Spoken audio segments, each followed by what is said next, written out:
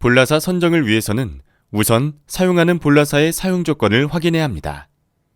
조건은 사용 자세, 부하 하중, 사용 속도, 가감속 시간, 취부간 거리, 볼라사 고정 방법, 스트로크, 가선정 축경과 리드를 알아야 하며 사용 조건이 정해지면 볼라사에 걸리는 축방향 하중을 검토해야 합니다.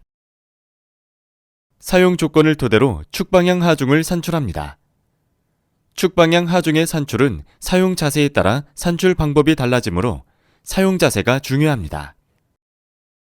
수평 설치의 경우 왕로 가속, 왕로 등속, 왕로 감속 및 복로 가속, 복로 등속, 복로 감속 시 부하 하중을 산출하고 수직 설치 시 상승 가속, 상승 등속, 상승 감속 및 하강 가속, 하강 등속, 하강 감속 시 축의 부하 하중 중에서 최대 부하 하중을 가지고 정적 안전계수를 산출합니다.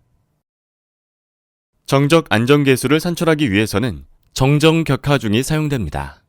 LM 가이드와 볼라사의 경우 힘이 가해지면 탄성 변형을 했다가 힘이 제거되면 원래의 상태로 돌아갑니다. 그러나 일정 수준 이상의 힘이 가해질 경우 영구적으로 변형이 일어나 원래의 상태로 돌아가지 않게 되는 크기와 방향이 일정한 하중을 정정격 하중이라고 합니다. 변형의 기준은 볼 직경의 10,000분의 1을 기준으로 합니다. 정정격 하중은 볼라사가 최대한 버틸 수 있는 하중으로 정적 안전계수는 정정격 하중에 비례하고 최대 축방향 하중에 반비례합니다.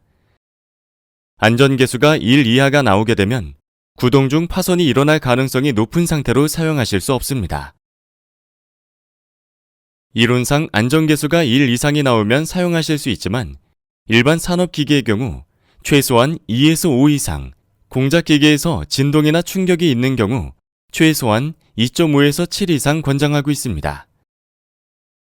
다음은 볼라사의 속도에 대해 알아보겠습니다. 공진점이란 볼라사의 회전 속도가 높아지면서 나사축이 공진을 일으켜 운동 불능이 되는 지점입니다. 이 공진점을 계산하여 그 회전수 이하로 사용하셔야 됩니다. 위험속도 산출식은 다음과 같이 고정 방법과 축경에 비례하고 취부간 거리에 반비례합니다. 따라서 축의 회전수를 높이기 위해서는 취부간 거리를 짧게 하거나 축경을 키우고 단단하게 고정하면 됩니다. DNC는 볼 중심경과 사용 회전수를 곱한 값으로 볼이 크거나 회전수가 높을 경우 볼라사는 순환부에 충격을 주게 됩니다. 너무 빠른 속도로 볼이 순환하면 충격력이 커져서 순환 부품이 파손되기 때문에 DNC 이하로 사용하여 볼라사 너트부의 파손을 방지해야 합니다. 이제 볼라사의 주행 수명을 산출해 보겠습니다.